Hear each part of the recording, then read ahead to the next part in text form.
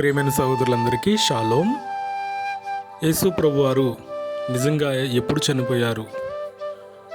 మొదటి కొరింథీ పత్రికలో 5వ అధ్యాయం 7వ వచనంలో అపోస్తలుడైన పౌలు గారు క్రీస్తు అను మన పస్కా పశువు వధించబడ్డాడు అని చెప్పారు.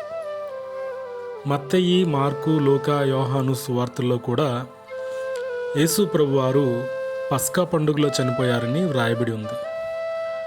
ధర్మశాస్త్రంలో నిర్గమకాండము 12వ అధ్యాయంలో ఈ పస్కా పండుగ గురించి వ్రాయబడింది. ఈ పండుగ బైబిల్ క్యాలెండర్ ప్రకారం వచ్చే మొదటి నెల అనగా నీసాను నెల 14వ దినము సాయంకాలమున మొదలుకొని 7 దినములు ఈ పండుగ చేస్తారు.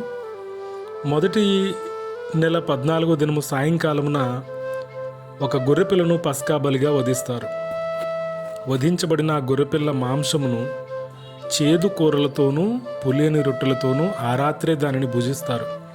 దీనినే పస్కా భోజనం లేదా ప్రభు రాత్రి భోజనం అని పిలుస్తారు.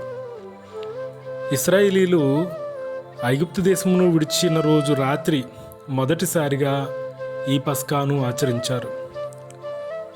ఆ రాత్రే గొర్రెపిల్ల రక్తమును ద్వారబంధపు కమ్ములపై రాసుకున్న ఇశ్రాయేలీల అందరికీ రక్షణ వచ్చింది.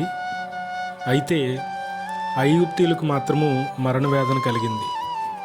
నిర్గమకాండము 12వ అధ్యాయంలో 21 నుంచి 33 వచనాల్లో మనం చూడొచ్చు. అలాంటి గొర్రెపిల్లకు సాదృశ్యంగా యేసుక్రీస్తు ప్రభువారు అదే పస్కా పండుగ రోజున పస్కా పశువుగా వధించబడి ఆయన రక్తము ద్వారా నేడు మనకు రక్షణను అనుగ్రహించిన దేవుడు స్తుతించబడునుగాక. కనుక సహోదరులారా, వాక్యానుసారంగా యేసుక్రీస్తు వారు చనిపోయినది పస్కా పండుగలోనే, ఆయన తిరిగి లేచి పునరుద్ధానము చెందినది కూడా అదే పండుగలో 3వ దినమందునే.